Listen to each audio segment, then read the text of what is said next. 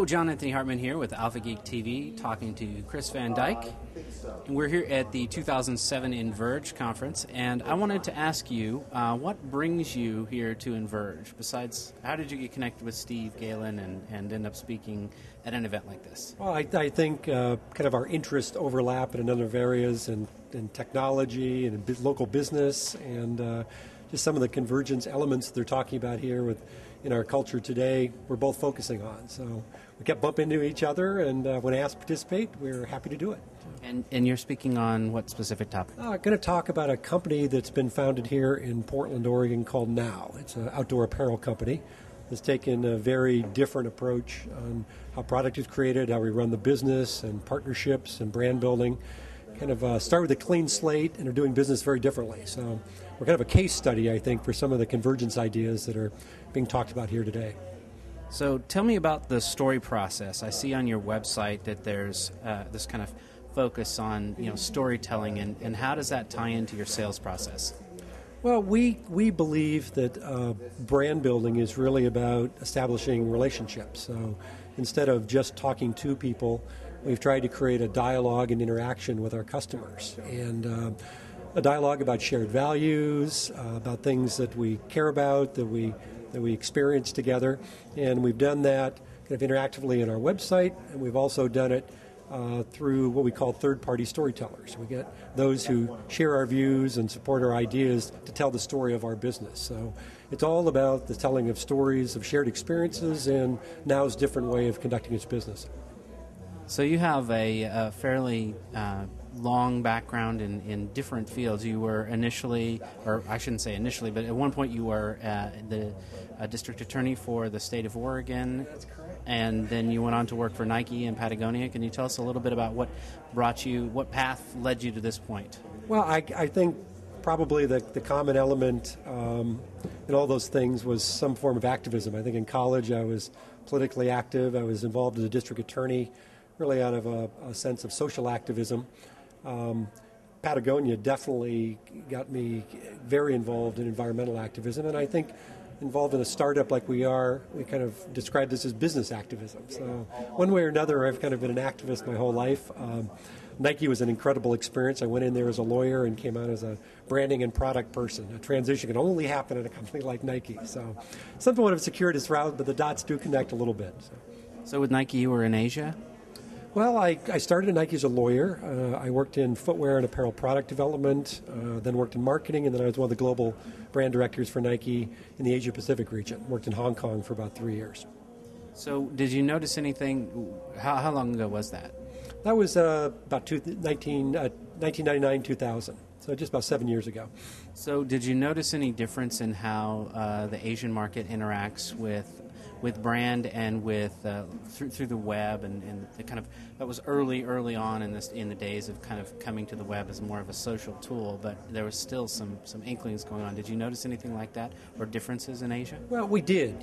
For example, in China, the land-based communications are being skipped. They're going straight from no communications to satellite and cell phone communications. In Japan, just the use of devices to communicate, to purchase, to exchange information, to get information, was way ahead of the United States. And so those things were just emerging when I was in Asia. Asia was particularly interesting for us because we're taking an American sports brand and attempting to figure out a way to have that brand resonate in these very different sports cultures.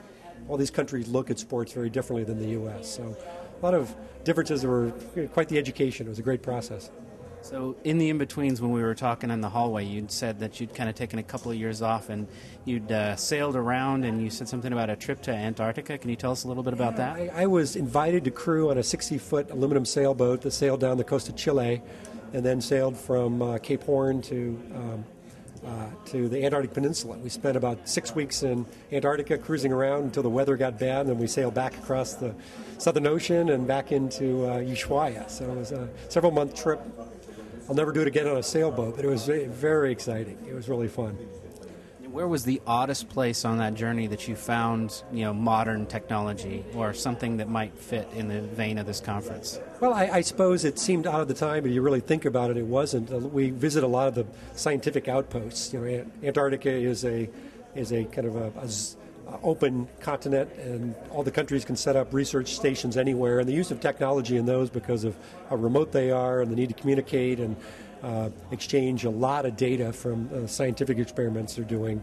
So you see out in the middle of really nowhere, very elaborate technologies being employed to communicate and collect data. So. Excellent. So tell us a little bit more about what your focus is at NAU. Well, we, as I indicated, kind of starting with a clean whiteboard, thought there was probably a better way to create product, a better way to deliver product to our customers, a better way to build a brand that reflected kind of what people were feeling, the shifting values that were going on in our culture, as well as emerging technologies. And we didn't think that the traditional business model provided the opportunity to connect with these customers and to employ the technologies that are emerging. So we started with a clean whiteboard and really examined every single business practice from product creation to marketing and did it differently. For example, we're giving away 5% of our gross revenues to environmental and social organizations. Now that is huge philanthropy, but we also believe that that is a very powerful brand building device because we're engaging our customers to tell us where to give that 5% from a selection of organizations at the point of sale. So we've kind of presented our values proposition, engaged our customers with it in a very interactive way in our stores. Another great example is our stores are called web fronts. And we had seen our customers shopping on the internet and going into stores, but no one had really taken the discontinuity out of these two channels. So we brought the internet into the store. We call our stores web fronts. So a person can come into a NAU store, can buy product in the normal way, try it on, love it, walk out with it, or we'll give them a 10% discount if they'll order on a self-service web-based kiosk and allow us to send the product to their home. So we incentivize customers to use an e-commerce-based transaction in a store for a discount. Now for them, they're used to shopping that way. They go on the internet, they research things, they try it on in a store, and they go get the best deal on the internet. So we combined those two things, gave them the best deal using the internet. And it allows us to build a smaller store, have less inventory on site. The capital needs to build and operate a store, much less for us. We share that savings with our customer and reflect how they're already buying product. So these little twists on just how you do business when you start from scratch and have no legacy systems and nothing to fix and you're just creating. So have you guys done any experimentation with like interactive surfaces or some of the things that are going on with like RFIDs, with the technology in the store with your stuff? Absolutely. Well, for example, there are 8 computer screens in our store. Several of those are at the point of sale where you check out and they're self-service kiosks. Others are information screens that are based on web content. Every product in the store has a little card hanging next to it.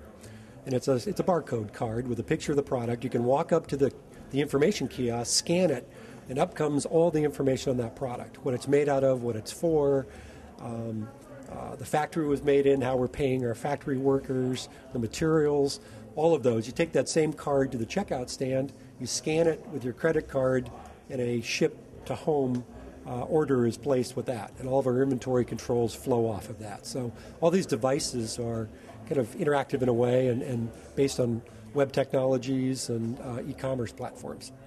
Excellent. So one of the underlying things that I kind of tenor that I got from your site was that you're very eco-focused and concerned with environmental friendliness of how you do business, and like you said earlier, you have the philanthropy where you're giving back.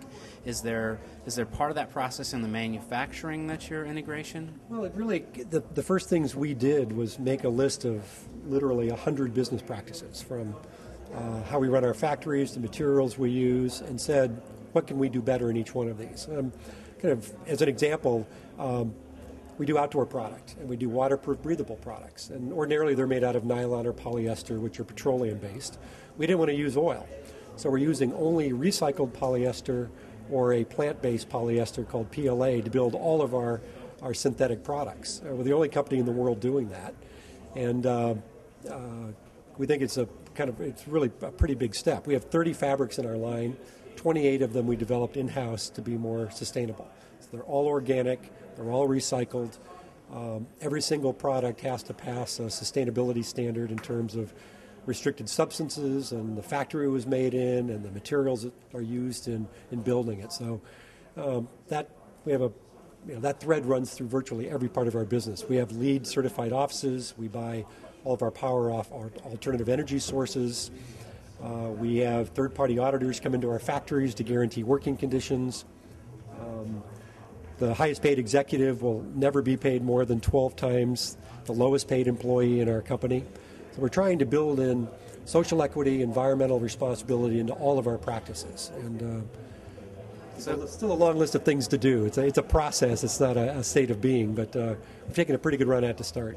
It sounds like you guys are really setting yourselves up for this, what they've talked about, this next generation reputation economy, where the trust factor and the belief in what a product or service is based on the reputation of that entity or that person. That's absolutely the case, and we just live in a technologically based culture in which there is ultimate transparency. You can't hide anymore. You're not living in a glass house, you're living in a glass microscope slide, as Thomas Friedman said. So, that if you're going to present yourself as a values-based business, you better make sure that you have a credible story to tell, that you've really examined every element of your business and are very candid about where you come up short and what you're doing to improve the things that aren't perfect yet. So I think the burdens are there, but some huge opportunities, too, for companies that really are trying to do it right. Well, I got one more. I know we're getting ready to jump back into the conference. It sounds like you're very forward-thinking when it comes to the technology. Are you looking at doing anything from a clothing perspective with like kind of the wearable or integrating electronics or circuitry into the clothing itself? Well, we've talked about that a lot, and being an outdoor company, we have some kind of philosophical beliefs around the role that clothing plays in the outdoor experience. And I think we believe that really perfect outdoor clothing that does not in any way interfere with your experience in the outdoors. And from a philosophical standpoint, adding things on is the wrong direction for us. We're taking things off so that you really don't know what you're wearing, rather than relying on gadgets and bells and whistles that really, to us, interfere with the experience in the natural world. So we're kind of moving the other way.